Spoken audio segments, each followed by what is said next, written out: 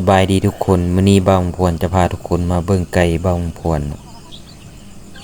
ตัวนี้จะเป็นไก่ลาดมีประมาณ20ปลายตัวอายุได้อยู่เดือนปลายเข้า2เดือนตัวนี้แล้วตัวนี้จะเป็นไก่ป่าเนาะไก่ป่าบ่าวพวนซื้อขึ้นมาเพื่อฝากโตขึ้นทางแขงภาคเหนือตัวนี้เอามาแต่ภาคใต้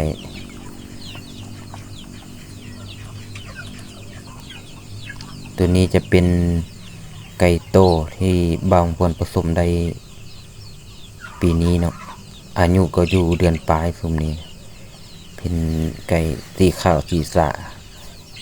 หูขาวก็มีหลายเติบโตอยู่คอกนี้ปนทางไก่ลาดพร้อมและคอกนี้เป็นเป็ดเทศเหลือ6ตัวเหลือที่ว่าจากตัวหมามายามไข่แต่ละเสาตัวนี้หมาบางพวนเองนี่แหละตัวนี้จะเป็นหากระแตกใหม่เป็ดเทศเพื่อกัน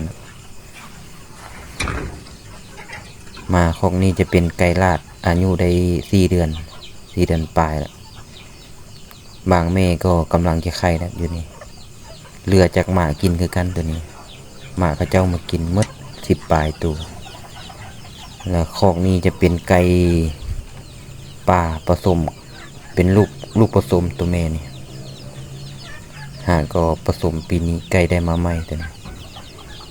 แต่มาคอกนี้จะเป็น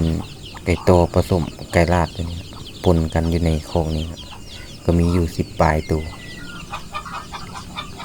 มาคอกนี้ก็เป็นปนกันคือกันตัวนี้ทางไก่โตไก่ลาดตัวนี้น่าจะฮอด20 ตัวอยู่ในคอกนี้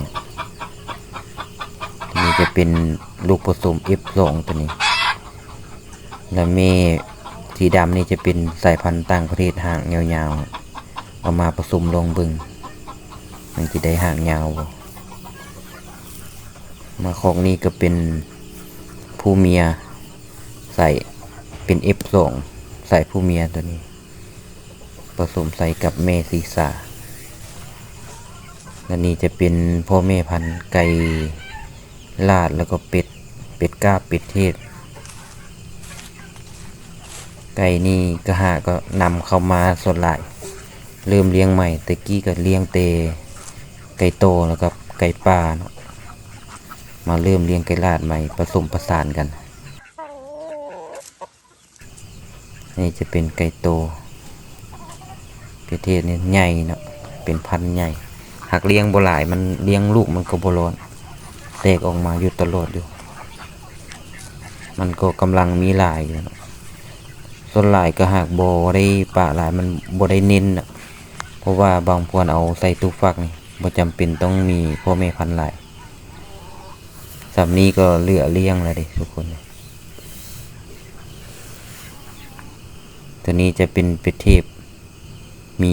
14 ตัวอายุพอดีได้2 เดือนตัวนี้นะอีกเดือนหนึ่งก็จะออกขายแล้วซุมนี้